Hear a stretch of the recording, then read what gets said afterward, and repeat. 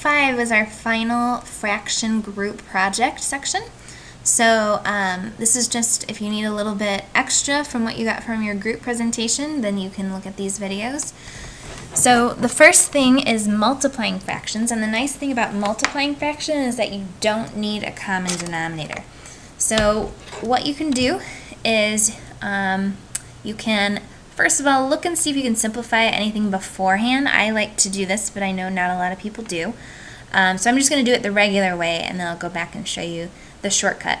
So all you really have to do is multiply the numerators, multiply the denominators, and see if you can simplify at the end.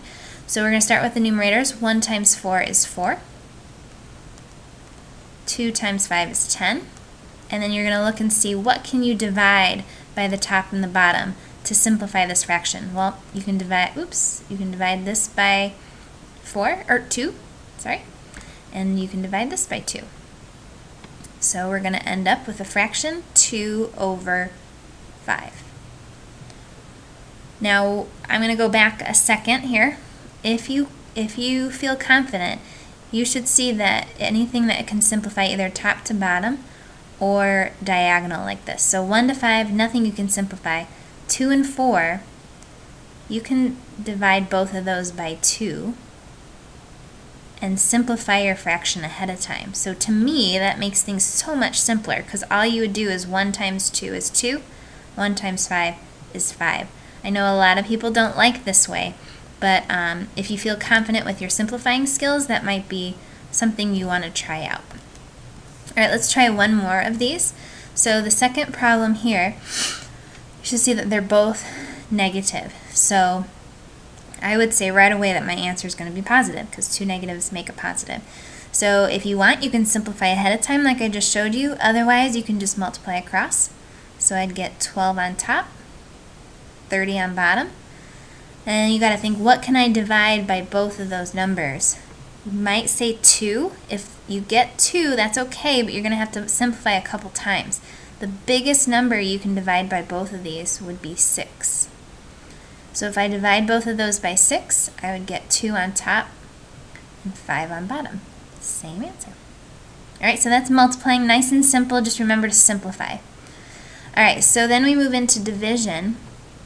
And division is the same thing as multiplying by the reciprocal. Sorry guys. So if you remember, reciprocal is the same thing as flipping a fraction. It's kind of just the opposite of that fraction, flipping it on its head. So if we look down here, we can't really do 1 divided by 2. I have no idea what that is, or 3 divided by 5. Can't do that. So what we're going to do, in order to make this a multiplication problem, we can flip or find the reciprocal of this second number. Okay? So this is going to change to, first number stays the same. Second number is going to be the reciprocal. So I'm just going to flip it to 5 over 2. Now since I flipped that, I can change this division sign into a multiplication sign. Now it's much easier for me to deal with, because I can actually do 1 times 5. So 1 times 5 is 5. 3 times 2 is 6. I can't simplify it, so it's my final answer. Alright, last one I want to show you is probably this one down here. If you see a number that's not a fraction, make it a fraction. Just make it over 1. So what you're going to do is, we're going to flip this fraction, but you can't flip it until it's an improper. So we're going to change it. 2 times 4 is 8, plus 1 is 9 over 4. So there's a lot of changing going on with this problem. So we have 5 over 1. We're going to flip that 9 over 4 to 4 over 9.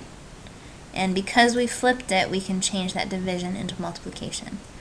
So we're going to finish it off by multiplying the tops, multiplying the bottoms, and can't simplify that, so that's your final answer. Alright.